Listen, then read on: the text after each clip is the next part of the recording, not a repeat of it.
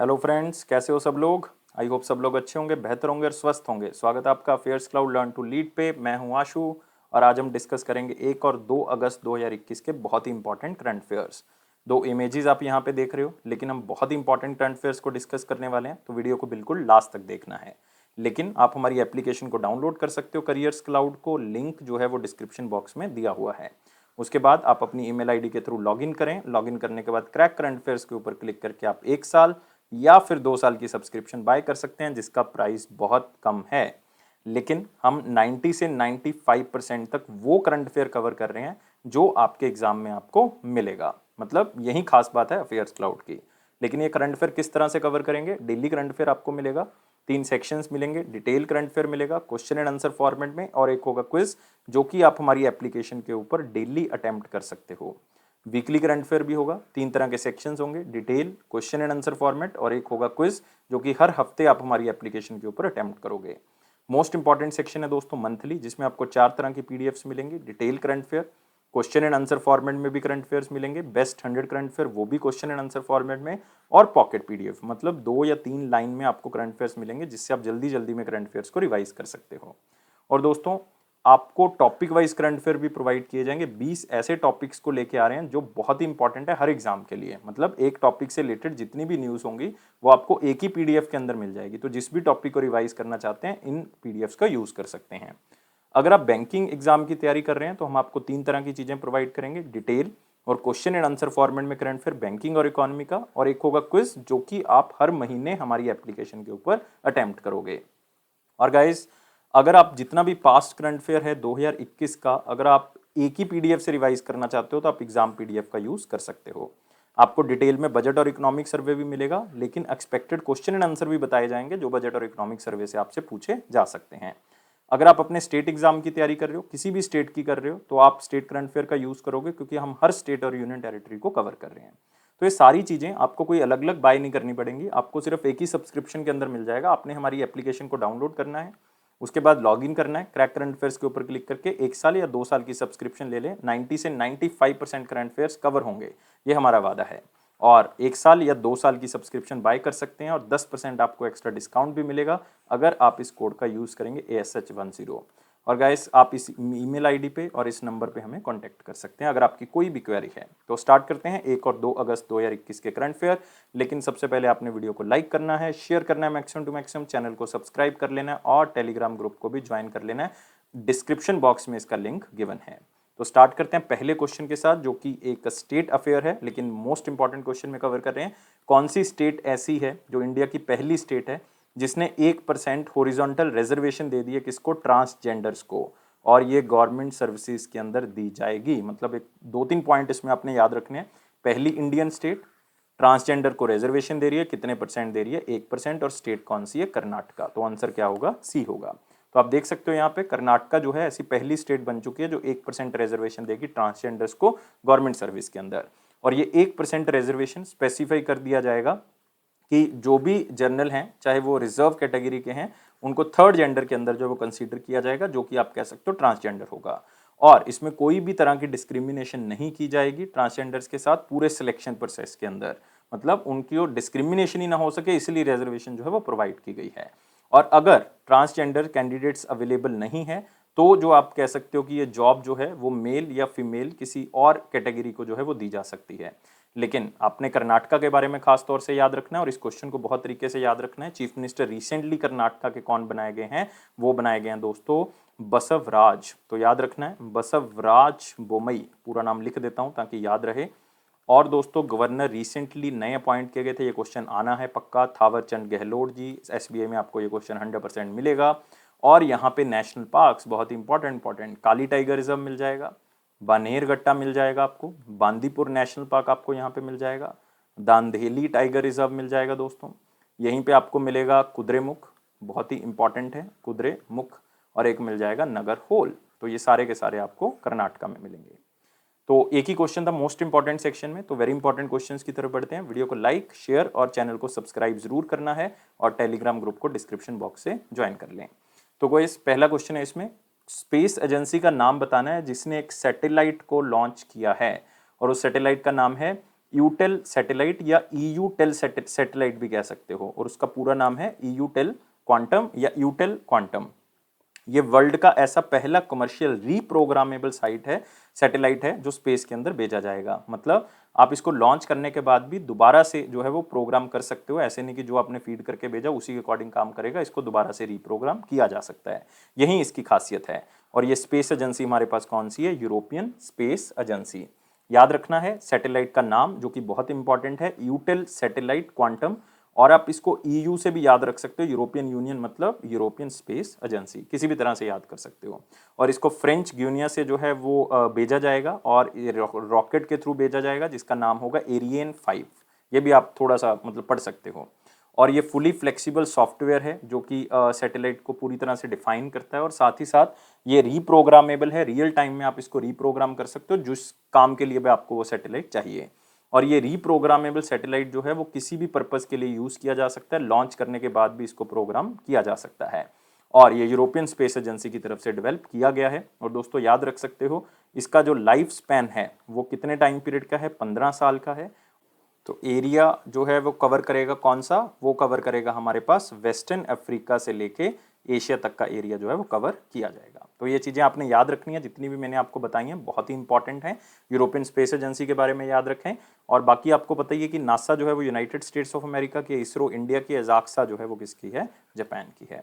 अगले क्वेश्चन के ऊपर आते हैं। अगला क्वेश्चन है annual meeting of defence minister. जितनी भी कंट्रीज इस शंघाई कॉरपोरेशन ऑर्गेनाइजेशन की मेंबर्स हैं, उनके डिफेंस मिनिस्टर्स मिले हैं।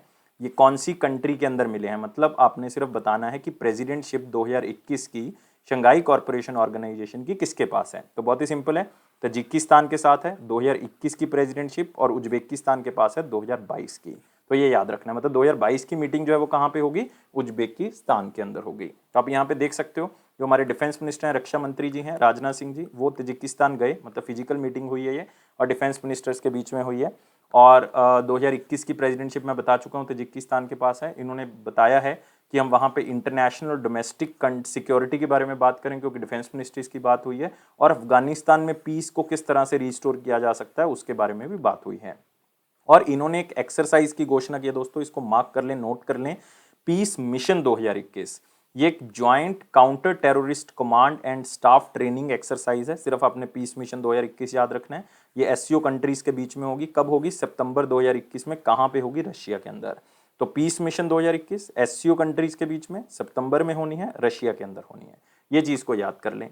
और एक चीज याद रखनी है कि 2021 को year of Shanghai corporation organisation culture के नाम से सेलिब्रेट किया जाएगा पूरा ईयर। और इसके लिए एक फेस्टिवल भी रखा जा रहा है, जिसको मिलिट्री ऑर्केस्ट्रा फेस्टिवल कहा जाता है। और उस फेस्टिवल का नाम होगा फैनफेयर्स ऑफ पीस, है ना, शांति के दूत आप कह सकते हो। तो मतलब वो एक लाइक आप कह सकते हो एक त्योहार की तरह इसको सेलिब्रेट किया जाएगा। और कहाँ पे किया जाएगा? आप हैरान हो जाओगे, कहाँ पे कर रहे हैं? पाकिस्तान के अंदर इसको सेलिब्रेट कर रहे हैं, क्योंकि पाकिस्तान भी जो है वो शंघाई कॉरपोरेशन ऑर्गेनाइजेशन का मेंबर है। और 2022 की मीटिंग कहाँ पे होगी मैं आपको बता चुका हूँ, उज्बेकिस्तान में। लेकिन एससीओ के बारे में दोस्तों याद रखेंगे, अभी जो सेक्रेटरी जनरल हैं एससीओ के, वो कौन है? Vladimir Norov. चाहे ओनली नोरोव याद कर लें। और इसका हेडक्वार्टर कहाँ पे दोस्तों? बीजिंग के अंदर है एससीओ का। और करंट चेयरमैनशिप बता चुका हूँ तजिकिस्तान के पास। और टोटल मेंबर कंट्रीज कितनी हैं इसकी? 8 मेंबर कंट्रीज हैं, जिसमें से आपको 6 तो आराम से याद रहेंगी। कौन कौन सी? चाइना, रशिया, इंडिया और पाकिस्तान, ये तो याद है आपको।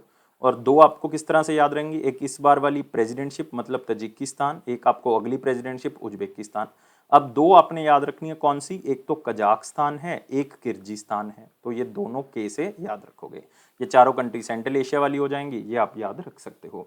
अगले क्वेश्चन के ऊपर आते हैं दोस्तों। अगला क्वेश्चन है हमारे पास, which city was ranked as the QS best student cities 2022, जो कि एक ऑर्गेनाइजेशन आप कह सकते हो क्यूएस, जिसका मतलब क्या है?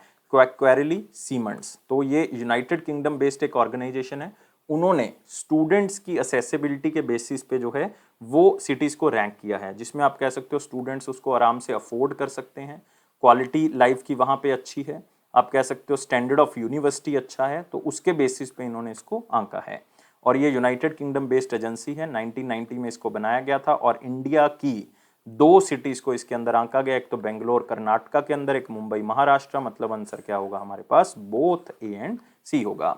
और आप देख सकते हो क्यूएस जो रैंकिंग है हमारे पास, इसमें मुंबई को 52nd रैंक पे आंका गया है स्टूडेंट एम्प्लॉयबिलिटी के बेसिस पे। मतलब आप कह सकते हो सबसे ज़्यादा स्टूडेंट्स को वहाँ पे नौकरी मिलती है। मतलब एम्प्लॉयर एक्टिविटी इंडिकेटर के नाम पे 52nd नंबर पे मुंबई है। बेंगलोर को 7th नंबर पे आंका गया अफोर्डेबल सिटी के नाम से स्टूडेंट्स के लिए। लेकिन आपने कोई अलग अलग रैंकिंग नहीं याद रखनी, ओवरऑल रैंकिंग याद रख सकते हो। 106 नंबर पे मुंबई है, 110 नंबर पे, 4 स्थान छोड़ के बेंगलोर है। लेकिन सबसे अच्छा स्थान माना गया है लंदन, यूनाइटेड किंगडम। और वो स्टूडेंट्स के लिए अफोर्डेबिलिटी के बेसिस पे, quality of life, standard of university, सब जगह से जो है वो बहुत ही इंपॉर्टेंट है। ऑक्सफोर्ड है भाई वहाँ पे, तो नाम तो आएगा ही आएगा। तो इसलिए याद रखना है कौन कौन सी सिटी को आंका गया। इससे ज़्यादा क्वेश्चन नहीं पूछेगा, ना ही वो रैंक पूछेगा। ओवरऑल रैंक आप याद रख सकते हो, थोड़ा सा पढ़ सकते हो, अदरवाइज ओवरऑल भी पूछने के चांसेस कम है। सिर्फ नाम याद रखना है, बेंगलोर और मुंबई, जो कि हमारी बेस्ट मेट्रो सिटीज़ में से एक है। अगला क्वेश्चन आते हैं, किसने एक बुक को लिखा है जिसका नाम है माई ओन मैजागॉन। तो मैजागॉन आपको पता है कि बहुत ही फेमस मैजागॉन डॉग है। तो माई ओन मैजागॉन मतलब किस तरह से वो मुंबई एक आइलैंड जो है वो बना, और किस तरह से आज वो मतलब मुंबई में जो है वो मर्ज होता जा रहा है। और ये बुक किसने लिखी है? कैप्टन रमेश बाबू ने लिखी है। तो आंसर क्या होगा दोस्तों? इसका डी होगा। आप देख सकते हो ये हिस्ट्री और स्टोरी है मैजागॉन की, एक ऐसे आइलैंड की जो कि एक सिंगल एंटिटी बन गया बॉम्बे के नाम पे। और रमेश बाबू जो हैं केरला से बिलोंग करते हैं, और एक रिटायर्ड हैं, इंजीनियरिंग करियर उनका नेवी में रहा है, और मैजेगॉन डॉक पे भी उन्होंने काम किया है।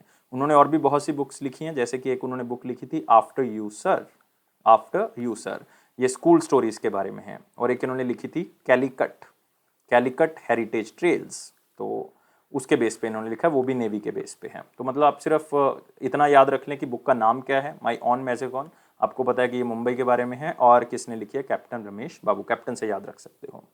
अगले क्वेश्चन के ऊपर आते हैं, कौन सी स्टेट ने एक मेमोरेंडम ऑफ अंडरस्टैंडिंग साइन किया है कंपनी के साथ जिसका नाम क्या है? इन्वेस्ट इंडिया, ताकि वो उस स्टेट की ट्रेड और इंडस्ट्रीज को क्या कर सकें? प्रमोट कर सकें।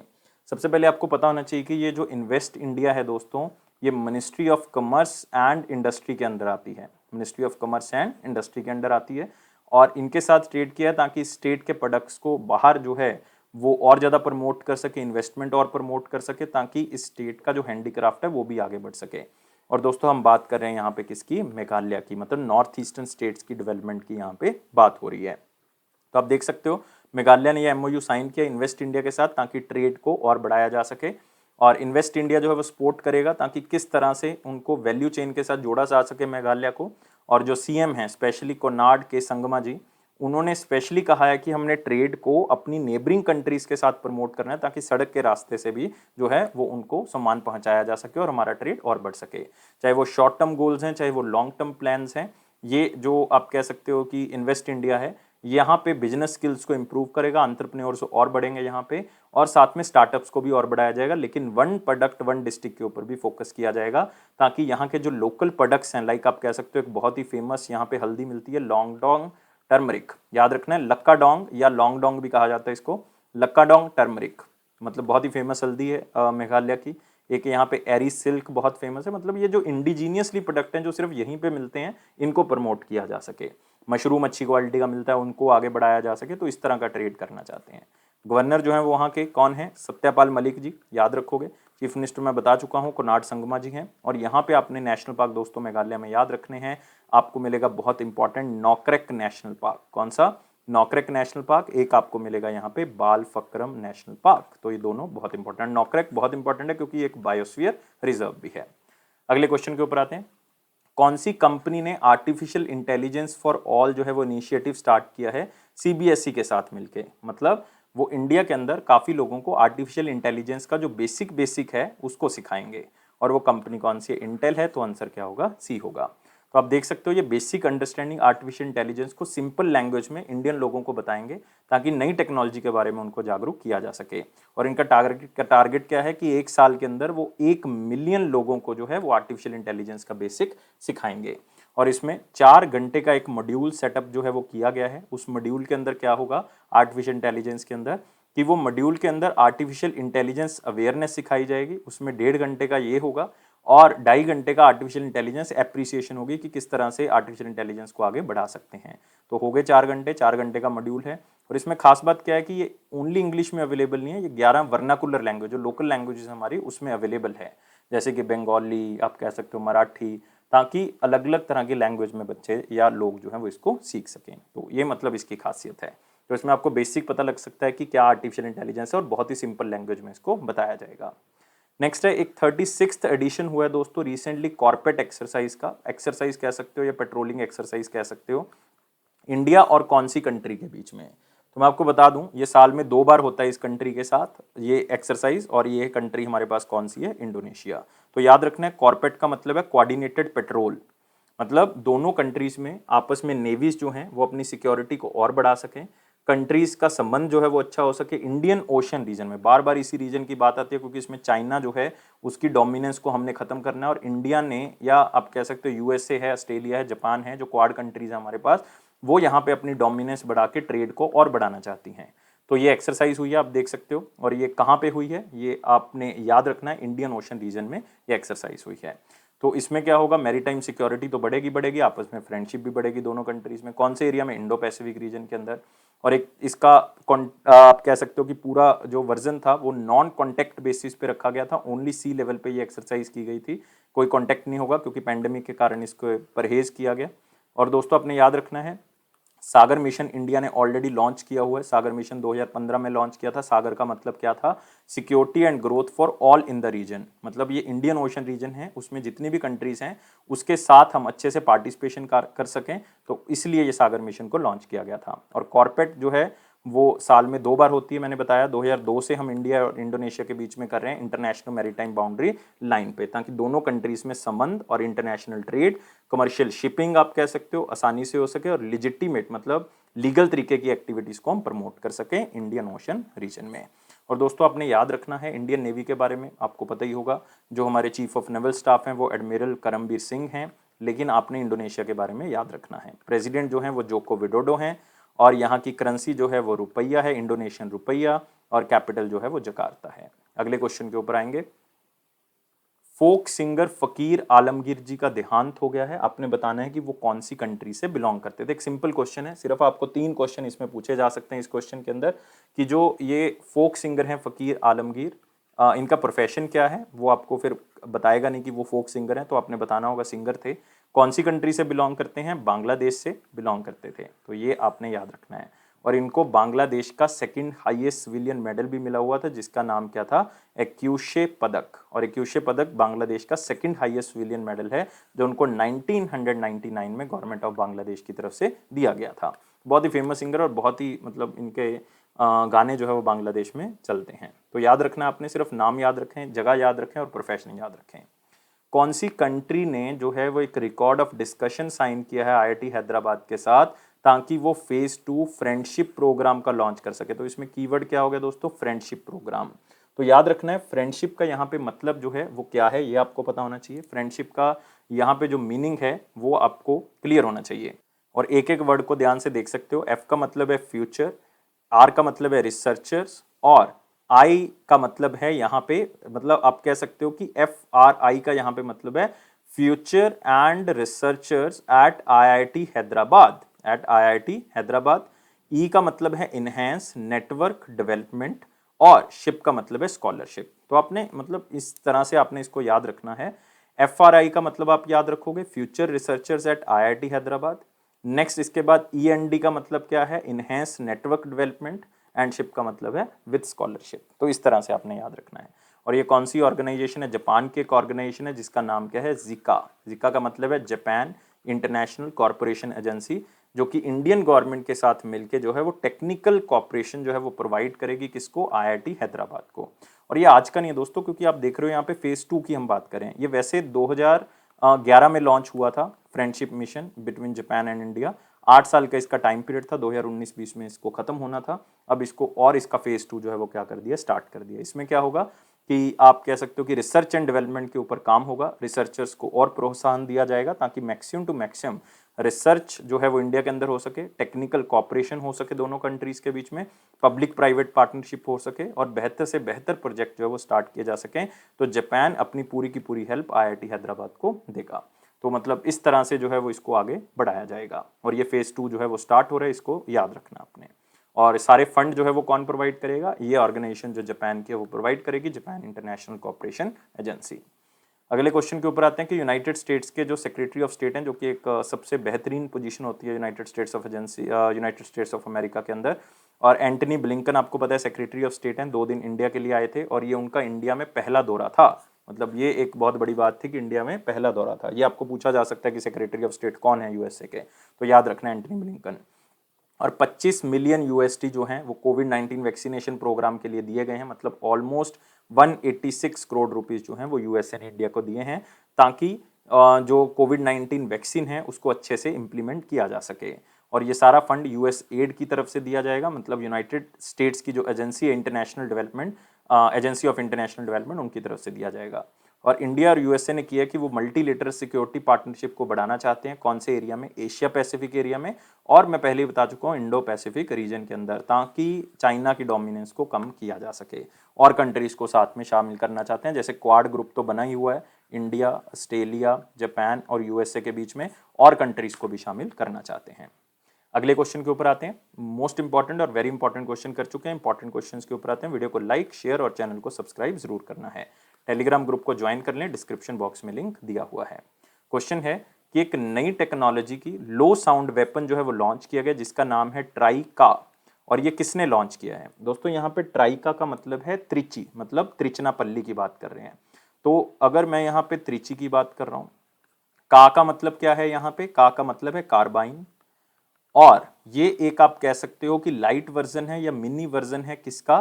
तार राइफल का। तार राइफल का मतलब यहाँ पे क्या है? Trichy assault rifle. और ये ऑर्डिनेंस फैक्ट्री का जो एक यूनिट है त्रिचनापल्ली में या त्रिची में, तो उन्होंने इसको लॉन्च किया है। तो आंसर क्या होगा? ऑर्डिनेंस फैक्ट्री, डी आंसर होगा। तो आप देख सकते हो ये एक तरह का मिनी वर्जन है किसका? तार का। तार का मतलब है त्रिची असॉल्ट राइफल, और ये लो साउंड है, मतलब इसमें साउंड बहुत ही कम होती है। हाई टेक्नोलॉजिकल है, इसको आप आराम से कैरी कर सकते हो, अपनी जैकेट के अंदर भी इसको कैरी किया जा सकता है। मतलब इतना मिनी वर्जन इन्होंने बनाया है। इसको अलग अलग जगह पे यूज़ भी कर सकते हो आप, इवन आप पैराट्रूपर यूज़ कर सकते हैं, पुलिस और सिक्योरिटी यूज़ कर सकते हैं, एयरपोर्ट पे यूज़ किया जा सकता है, कोई भी यूज़ कर सकता है इसको। मतलब जो भी सुरक्षा में लगे हुए हैं सब तरह से यूज़ किया जा सकता है। इवन वो कहते हैं कि जो सब मशीन गन होती है उससे भी ज़्यादा इफेक्टिव है ये। इसकी रेंज जो है वो बहुत ही एक्यूरेट है और बहुत ही ज़्यादा लाइट है, तो इसको कैरी करना भी आसान है। और इसके आगे मतलब जहाँ से गोली निकलती है उसके मुंह के आगे जो है वो एक बूस्टर लगा हुआ है, जिससे जो है वो इसकी फ्लैश मतलब नहीं दिखती, और साथ ही साथ जो है वो साउंड जो है वो क्या हो जाती है? कम हो जाती है। ये इसका फ़ायदा है। और ऑर्डिनेंस फैक्ट्री जो है वो बहुत इंपॉर्टेंट है, जो मिनिस्ट्री ऑफ डिफेंस के अंदर जो है वो मेन वेपन्स बनाने का काम करती है। तो याद रखना जितनी भी चीज़ें मैंने बताई हैं। अगले क्वेश्चन के ऊपर आते हैं। नए प्राइम मिनिस्टर कौन बने हैं पेरू के? पेरू कहाँ है? साउथ अमेरिका के अंदर। अगर साउथ अमेरिका के अंदर हैं तो पेरू के नए प्राइम मिनिस्टर कौन बने हैं? दोस्तों याद रखना है, यहाँ पे आप कंफ्यूज कर सकते हैं एग्जामिनर आपको पेड्रो कैस्टिलो से। पेड्रो कैस्टिलो रिसेंटली क्या बने हैं? प्रेसिडेंट बने हैं। कौन सी कंट्री के? पेरू के। और 63rd प्रेसिडेंट बने हैं ये पेरू के। तो नाम को याद रखना है, पेड्रो कैस्टिलो प्रेसिडेंट बने हैं। प्राइम मिनिस्टर कौन बना है? गाइडो बेलिडो। तो याद रखना है प्राइम मिनिस्टर कौन है? गाइडो बेलिडो। तो किस तरह से कंफ्यूजन दूर करोगे? तो पी से प्रेसिडेंट आता है, पी से ही पेड्रो आता है, तो याद रखना है ये तो क्या बने हैं? प्रेसिडेंट। तो दूसरा बंदा क्या होगा? गाइडो बेलिडो, मतलब वो क्या बने? Prime minister. इसाक हर्जोग बहुत इंपॉर्टेंट अपॉइंटमेंट है, क्योंकि प्रेसिडेंट बने हैं ये कौन सी कंट्री के? इजराइल के। ये याद रख सकते हो। और प्राइम मिनिस्टर ये सबसे इंपॉर्टेंट है, ये आपको एसबीआई में आएगा क्वेश्चन, याद रखना है। एसबीआई के किसी भी शिफ्ट में आ सकता है। नेफ्तली बेनेट जो है वो प्राइम मिनिस्टर बने हैं कौन सी कंट्री के? इजराइल के। तो कंफ्यूजन होगी यहाँ पे कि प्राइम मिनिस्टर कौन बना है और प्रेसिडेंट कौन बना है, इस तरह से आपको कंफ्यूजन कर सकता है, तो याद रखोगे आप। यहाँ पे आप देख सकते हो पेरू के Castillo names as the Marxist party member. इनकी पूरी पार्टी का नाम है free Peru party. Free Peru party, तो ये बने हैं। और पेरू की पार्लियामेंट को कांग्रेस के नाम से जाना जाता है और इनको प्राइम मिनिस्टर बनाया गया। और पेरू की कैपिटल कौन सी है? लीमा। और करेंसी कौन सी है? सोल। ये साउथ अमेरिका में आपको मिलेगा। नेक्स्ट आते हैं यूनियन मिनिस्टर ऑफ स्टेट जो इंडिपेंडेंट चार्ज है साइंस एंड टेक्नोलॉजी का, डॉक्टर जितेंद्र जी। उन्होंने बायोटेक प्राइड नाम से जो है वो एक मिशन जो है वो स्टार्ट किया है। सबसे पहले इसमें आपको जो एब्रीविएशन पता होनी चाहिए वो प्राइड की पता होनी चाहिए। मतलब प्राइड का जो एक्चुअल में मीनिंग है वो क्या है। तो मैं बता देता हूँ आपको। पी का मतलब है प्रमोशन, आर का मतलब है रिसर्च, आई का मतलब है इनोवेशन, डी का मतलब है डिपार्टमेंट, डिपार्टमेंट नहीं कह सकते यहाँ पे, डाटा, डाटा, और ई का मतलब है एक्सचेंज। तो फिर से बोल रहा हूं मैं, पी का मतलब प्रमोशन, आर का मतलब रिसर्च, आई का मतलब इनोवेशन, और डी का मतलब है डाटा, ई का मतलब है एक्सचेंज। तो इसका मतलब क्या हो गया, promotion of research and innovation through data exchange. मतलब हमने बायोटेक्नोलॉजी के अंदर रिसर्च को क्या करना है, प्रमोट करना है, सिंपल। उसके लिए गाइडलाइंस जो है वो इशू की गई हैं कि हमने इसके लिए एक सेंटर बनाना है जिसका नाम होगा IBDC सेंटर। याद रखोगे, IBDC सेंटर। इसका मतलब है इंडियन बायोलॉजिकल डाटा सेंटर, जो कि एक रीजनल सेंटर होगा बायोटेक्नोलॉजी का, जो कि सपोर्ट करेगा डिपार्टमेंट ऑफ बायोटेक्नोलॉजी को। और ऐसा पहली बार हुआ है कि डिपार्टमेंट ऑफ बायोटेक्नोलॉजी की तरफ से ऐसा कोई प्लेटफॉर्म जो है वो स्टार्ट किया गया जो बायोटेक्नोलॉजी के ऊपर रिसर्च को और ज़्यादा बढ़ाएगा। तो सिंपली याद रखेंगे बस चीज़ों को, जितनी भी मैंने आपको बताई हैं, अदरवाइज बहुत ज़्यादा इंपॉर्टेंट क्वेश्चन नहीं है। नेक्स्ट आते हैं वन लाइनर इंपॉर्टेंट पॉइंट्स में, जिसमें दो कंपनीज ने टाई अप किया है। एक तो है नेशनल फर्टिलाइजर लिमिटेड, दूसरी है हमारे पास राष्ट्रीय केमिकल्स एंड फर्टिलाइजर लिमिटेड। दोनों ने एक MOU साइन किया है इफ्को के साथ, जो कि इफ्को ट्रांसफर ऑफ टेक्नोलॉजी करेगा यूरिया लिक्विड बनाने के लिए। मतलब आपको पता होना चाहिए कि ये MOU साइन किया गया नैनो यूरिया बनाने के लिए फार्मर्स को, जो कि आप कह सकते हो कि सॉइल को मेंटेन रखता है, उसके न्यूट्रिएंट्स को खत्म नहीं करता। और नैनो यूरिया फार्मर्स की जो सेविंग है वो भी इंक्रीज करता है, क्योंकि इसमें गवर्नमेंट सब्सिडीज जो है वो ज़्यादा दी जा रही हैं। और नैनो यूरिया जो है वो केवल किसके द्वारा बनाया जा रहा है, इफ्को के द्वारा बनाया जा रहा है। इफ्को का मतलब है यहाँ पे Indian farmers fertilisers cooperative limited, उनके द्वारा बनाया जा रहा है। तो अब जो है वो ये टेक्नोलॉजी NFL और RCF को भी मिलेगी। नेक्स्ट, लोकसभा ने एक एक्ट पास कर दिया है, insolvency and bankruptcy act amendment bill 2021। तो इसमें कुछ याद रखने वाला कुछ नहीं है, सिर्फ आपने ये याद रखना है कि ये कौन से एक्ट को अमेंड किया गया। इससे पहले जो एक्ट था वो 2016 का था, अब इसको अमेंड करके 2021 का कर दिया गया है। ये specially micro small and medium enterprises के लिए किया गया है, जिनके आप कह सकते हो कि पैसे फंसे हुए हैं बैंक के अंदर, खास करके फंसे हुए हैं, तो उनके लिए इसको स्टार्ट किया गया है। बहुत ज़्यादा इंपॉर्टेंट नहीं है। इंडिया ने ब्रिक्स की काउंटर टेररिज्म वर्किंग ग्रुप की जो मीटिंग को चेयर किया, तो सबको पता है यार ब्रिक्स की चेयरमैनशिप इंडिया के पास है, तो इंडिया इसको चेयर करेगा। और इंडिया 15th एनिवर्सरी ब्रिक्स की सेलिब्रेट कर रहा है, इसलिए इसका थीम क्या रखा गया, BRICS at the rate 15। Next, Airtel payment ने लॉन्च किया एयरटेल सेव पे। पुराना क्वेश्चन हो चुका है, इस बार फिर आया था न्यूज़ के अंदर, तो हमने कवर कर लिया, अदरवाइज हमने इसको डिस्कस किया हुआ है, तो याद रखना आपने। संजय गोबी ने एक बुक लिखी है, leopard leopard diaries the rosette in India. आप कवर पेज देख सकते हो बुक का। लेपर्ड डायरीज मतलब इसमें लेपर्ड्स की कंजर्वेशन के बारे में बताया गया है, उनका इकोलॉजिकल कंटेक्स्ट बताया हुआ है कि किस तरह से वो रहते हैं और किस तरह से हम इनको कंजर्व कर सकते हैं, और खास करके इनका और ह्यूमन का जो कन्फ्लिक्ट है, जो उनकी कभी आमने सामने हो जाते हैं ये, तो उसको किस तरह से रोका जा सकता है, उसके बारे में भी इसमें बताया हुआ है। क्योंकि जो संजय गोबी जी हैं, ये मतलब बहुत ही फेमस आप कह सकते हो बायोलॉजिस्ट हैं, वाइल्ड लाइफ बायोलॉजिस्ट हैं, साइंटिस्ट भी रह चुके हैं वेस्टर्न घाट्स के एरिया के अंदर, और कंजर्वेशन के लिए काम भी कर चुके हैं, लाइक टाइगर्स की कंजर्वेशन के लिए, लेपर्ड्स की कंजर्वेशन के लिए। और रिसेंटली इंडिया के अंदर ऑलमोस्ट 62 से 63% लेपर्ड्स की पॉपुलेशन इंक्रीज भी हो चुकी है। ये मतलब एक बहुत ही फेमस डाटा था, और हमने अगले लास्ट लेक्चर में आपको बताया भी था। नेक्स्ट आते हैं, वर्ल्ड रेंजर डे जो है वो मनाया गया। वर्ल्ड रेंजर डे आपने रिसेंटली जो है वो एक मूवी भी देखी होगी, रेंजर के ऊपर ही बनी हुई है, अगर आप ध्यान से देखोगे, विद्या बालन जी की शेरनी, तो वो मतलब इसको हाईलाइट करती है। और वर्ल्ड रेंजर डे जो है वो 31 जुलाई को मनाया जाता है। और रेंजर्स की जो दिक्कतें हैं, मारे जाते हैं ड्यूटी के दौरान, क्योंकि अंदर रहते हैं वो और प्रोटेक्ट करते हैं, तो इसीलिए जो है वो उनकी कुर्बानियों को यहाँ पे दर्शाया जाता है। और ये रिकॉग्नाइज करता है उन रेंजर्स की कंट्रीब्यूशन जो कि नेचुरल और कल्चरल हेरिटेज को बचाने का काम करते हैं। और इसी दिन दोस्तों 31 जुलाई को ही एक इंटरनेशनल लेवल पे ऑर्गेनाइजेशन बनाई गई थी, इंटरनेशनल रेंजर फेडरेशन, जो कि 31 जुलाई 1992 को बनाई गई थी। और थीम क्या रखा गया, रेंजर सेफ्टी एंड वेलबींग। और ये आपको एग्जाम में नहीं पूछेगा, क्योंकि इसमें रेंजर लिखा ही हुआ है, तो नहीं पूछेगा वो। नेक्स्ट आते हैं दोस्तों, क्वेश्चन ऑफ द डे। 31 जुलाई 2021 का क्वेश्चन क्या कहता है, बहुत ही सिंपल था और बहुत ही इंपॉर्टेंट क्वेश्चन था, क्योंकि इस साल के बजट से भी वो रिलेट करता है किसी ना किस तरह से, कि किस तरह के डिपॉजिट जो है वो डिपॉजिट इंश्योरेंस और क्रेडिट गारंटी कॉर्पोरेशन की तरफ से कवर किए जाते हैं। तो आंसर बहुत सिंपल था, क्योंकि इस ऑर्गेनाइजेशन को आप कह सकते हो कि जो deposit insurance and credit guarantee corporation है, ये RBI की फुली ओन्ड सब्सिडरी है, मतलब पूरी तरह से RBI इसको ओन करता है। 15 जुलाई 1978 को इसको बनाया गया था, इसके लिए एक एक्ट पास किया गया था, credit guarantee corporation act of 1961। तो इसके थ्रू इसको बनाया गया, और इसमें हर तरह के बैंक डिपॉजिट, चाहे वो सेविंग हो, चाहे वो फिक्स्ड हो, करंट हो, आप कह सकते हो चाहे वो रेकरिंग डिपॉजिट है, कोई भी तरह का डिपॉजिट है वो इसमें कवर होगा। तो आंसर तो यहाँ से क्लियर था, क्या होगा, ऑल ऑफ द अबव। लेकिन इसमें अब पैसा जो है वो बढ़ा दिया गया है बजट में 2020-21 के, अगर आप देखोगे तो उसमें 5 लाख रुपया कर दिया गया है। अब 5 लाख रुपए तक का आपका पैसा जो है वो सिक्योर है। अगर बैंक डूब भी जाता है तो 5 लाख रुपए आपके इंश्योर हैं, आपको जो है वो सरकार की तरफ से दिए जाएंगे, इस ऑर्गेनाइजेशन की तरफ से दिए जाएंगे।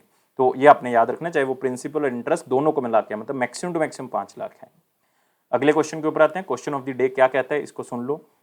What is the population limit at place under which the banks do not require a license from RBI to open a branch? अगर किसी बैंक ने ब्रांच खोलनी है तो अगर इतनी पॉपुलेशन से ज़्यादा है तो आपको आरबीआई से परमिशन लेने की जरूरत नहीं है, आप डायरेक्टली वहाँ पे ब्रांच खोल सकते हो। तो आंसर बताना है, सिंपल आंसर है, बहुत ही कॉमन क्वेश्चन है लेकिन इंटरेस्टिंग भी है। तो इसलिए ऑप्शन के अंदर ध्यान से पढ़ के उसको आंसर जो है वो करना है। लेकिन वीडियो को लाइक, शेयर और चैनल को सब्सक्राइब करना है। मोटिवेट जरूर कर दें यार हमें, हम आपको करते हैं मोटिवेट, तो आप भी हमें जो है मोटिवेट कर सकते हो इन तीनों काम से।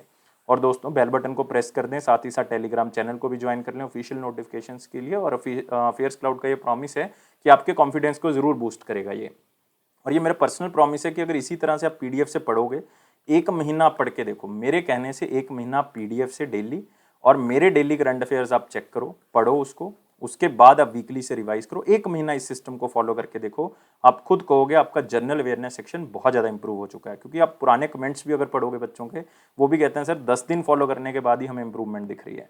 तो आपको भी जरूर दिखेगी यार। 10% एक्स्ट्रा डिस्काउंट भी मिल जाएगा, इस कोड का यूज़ कर लो। और प्राइस ऑलरेडी बहुत कम है, इतने पैसे आप वैसे ही खर्च जाओगे मार्केट के अंदर, अगर जाओगे तो उसको खर्च कर दोगे, लेकिन उसको सही काम पे लगाओगे तो आपको फायदा जरूर मिलेगा। इसी तरह से स्माइल करो, जैसे कि चेहरा आपको यहाँ पे दिख रहा है, एक स्माइली दिख रही है। लाइफ को बहुत ज़्यादा सीरियस नहीं लोगे, मैं हमेशा कहता हूँ बहुत ज़्यादा सीरियस नहीं है। 5% प्रॉब्लम्स हैं आपकी लाइफ के अंदर, 95% सिर्फ आपने कॉम्प्लिकेट किया हुआ उसको, तो उसको नहीं हमने करना, 5% ही रहने देना, ताकि 95% हम अपना ध्यान जो है वो सही काम में लगा सकें। और खुश रहें, हमेशा खुश रहोगे तो बहुत सी चीज़ें आप हासिल कर सकते हो। Thank you guys, take care and bye bye.